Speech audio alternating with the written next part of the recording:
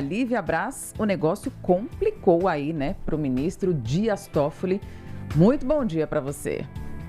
Oi, Fernanda, bom dia para você, bom dia, Felipe. Pois é, gente, a perícia do celular de Daniel Vorcaro, que foi apreendido no finalzinho do ano passado, né, foi concluída ontem e algumas autoridades públicas são citadas em conversas que foram encontradas nesses 5 aparelhos que foram apreendidos, né? Foi o próprio diretor-geral da Polícia Federal, Andrei Rodrigues, que entregou o relatório sobre os dados que foram encontrados no celular de Daniel Vorcaro ao presidente do Supremo Tribunal Federal, ministro Edson Fachin. Segundo esse relatório, no celular havia menções ao ministro Dias Toffoli, que é o relator do caso Master no Supremo. Rapidamente, o gabinete de Dias Toffoli reagiu, emitiu uma nota que diz o seguinte, que o pedido de declaração de suspeição que foi apresentado pela PF traz ilações. Traduzindo isso, significa que o pedido, o argumento, ele se baseia em suposições, em fatos que não são comprovados.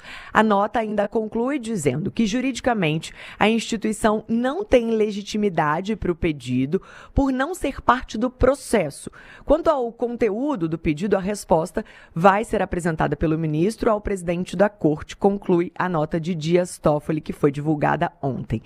E teve outra defesa que reagiu também, viu? Foi a defesa de Daniel Vorcaro, também enviou uma nota pública, né? A nota do banco, do dono do banco do Master, diz que a defesa está preocupada com o vazamento seletivo dessas informações e que isso acaba gerando um constrangimento indevido, favorecendo relações e a construção também de narrativas que são equivocadas. E a gente lembra, né, que ao longo de toda essa investigação, a Polícia Federal questionou algumas determinações que foram feitas pelo ministro Dias Toffoli, que aconteceram lá no comecinho desse caso. Uma delas foi a decisão de Toffoli de que tudo que fosse apreendido ao longo das operações Compliance Zero, né, foram 2 fases aí dessas operações, todos esses objetos, né, todo esse material ficasse lacrado e acautelado, né, guardado dentro do Supremo Tribunal Federal, que é uma prática que não acontece com muita frequência, né?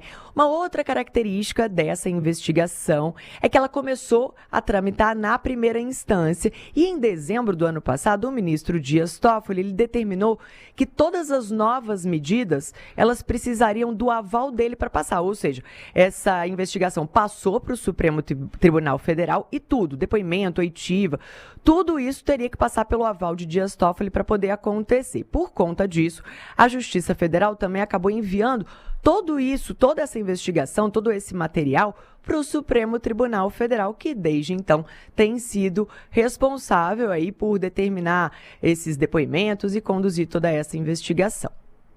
Tá certo, Lívia, e é importante a gente dizer, você trouxe a ponta do começo e a ponta já da resposta do gabinete do ministro, mas é importante reforçar, porque desde cedo tem um monte de ouvinte perguntando, mas o que eles falaram? Isso, obviamente, não foi nem revelado, porque não pode ser revelado, nem foi vazado. Às vezes acontece, né, dessas coisas acabarem vazando, mas vamos reforçar isso, né, Lívia? Por enquanto... Pode ser que aconteça, né? Por enquanto, a gente ainda não tem o conteúdo aí. Zero conteúdo. É isso que é importante a gente reforçar. E, obviamente, tendo, né, a gente vai divulgar aqui pelas vias, obviamente, tendo pelas vias legais, né, a gente vai divulgar aqui na nossa programação da TMC. Bom trabalho para toda a nossa turma aí na capital, Lívia.